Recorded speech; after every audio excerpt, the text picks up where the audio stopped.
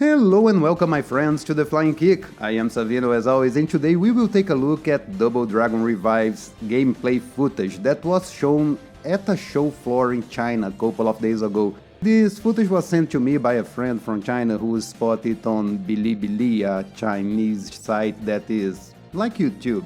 Luckily he managed to send me a higher quality version, which is the one we will be watching today. Since I believe most of you already seen this video, I won't waste your time showing it once again here, so let's see what I was able to find. Here on the first screen we have a language selection with traditional Chinese, simplified Chinese, English and finally Japanese. This means the demo is already localized for part of the West, which could mean that this demo could be on a show floor in the US or Europe at some point in the future.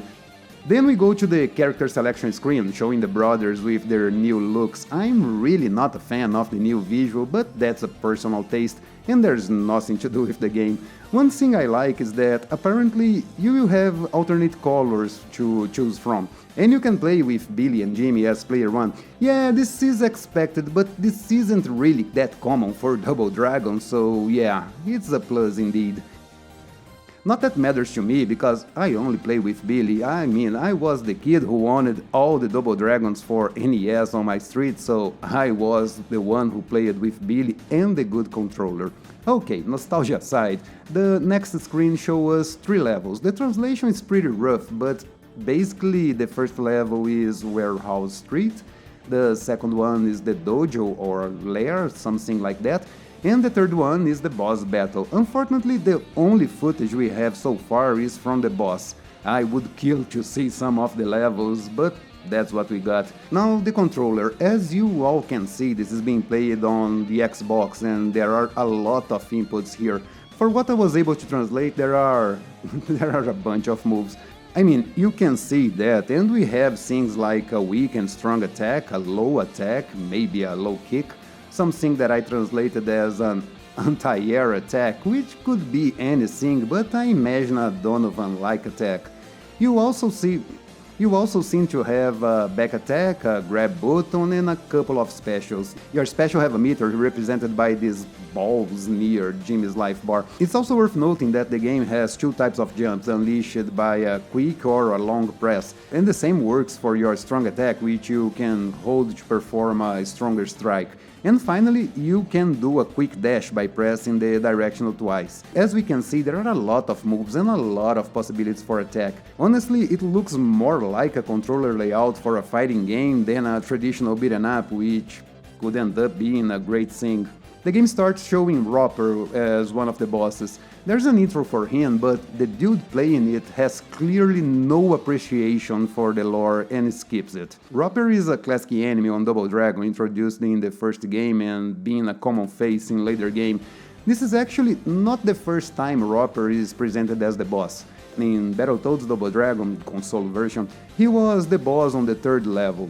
I mean, he was actually Willy, but Rare for some reason renamed him as Roper, maybe for some confusion with the names, but I stand correct since this is not the first time we will face Roper as a boss.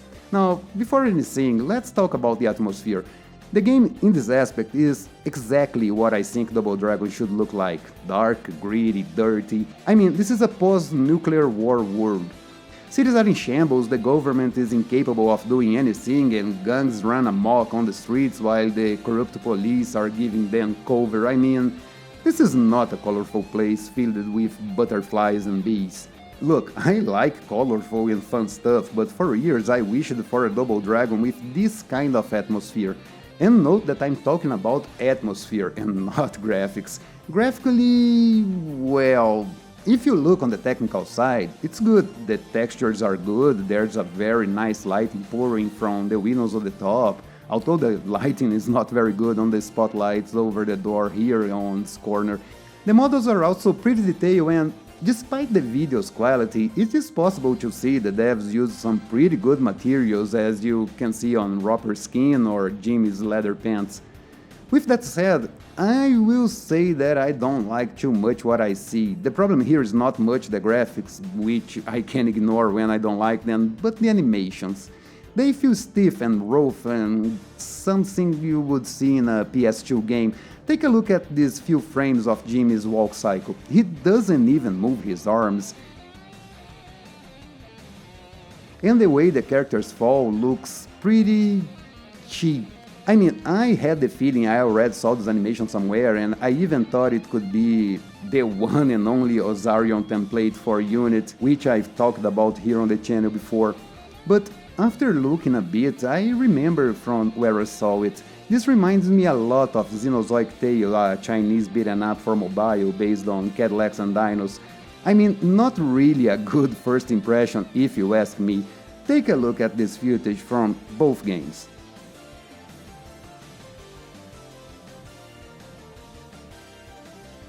Now there's a super weird thing here. The game plays like a traditional beat-em up. All fight, as you can see, happens on the x-axis. So this is not a 3D beat-em up, but if you pay attention, you will notice that Jimmy and the enemies can move around like this was a 3D beat-em up, and they can even attack on the y-axis. Take a look at this footage.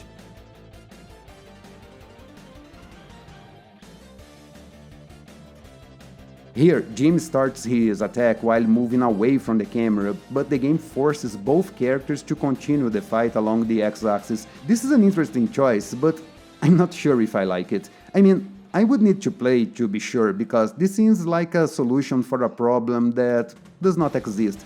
Why not to move like a traditional beat-em up? Maybe it's easier to do this way in 3D. Is there an advantage in this type of movement? What do you guys think? You can also notice some bugs in the animation, like this guy moving very slowly here, or how Jimmy goes flying to the left of the screen when he should have flown to the right. But this is something that I'm sure will be fixed before launch. This is typical behavior for an alpha build, and there's nothing wrong with it. I mean, it's not good to publicly show a game so early in development, because many people can get the wrong impression by not understand how game development goes.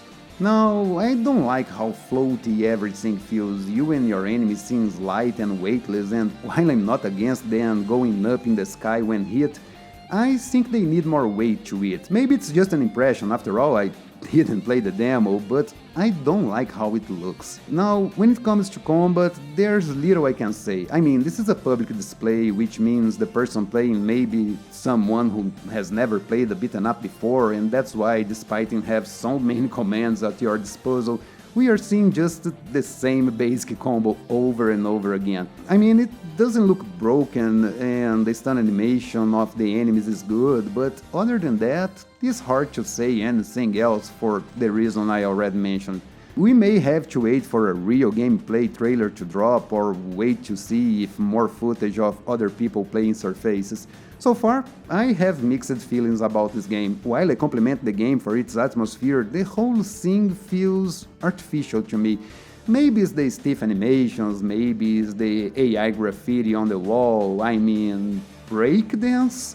I will, of course, reserve any judgment about this game until I see more of it, but at the moment, all I can say is that I'm not super excited by it. And you, what are your thoughts on this game? Don't forget to tell me in the comments below.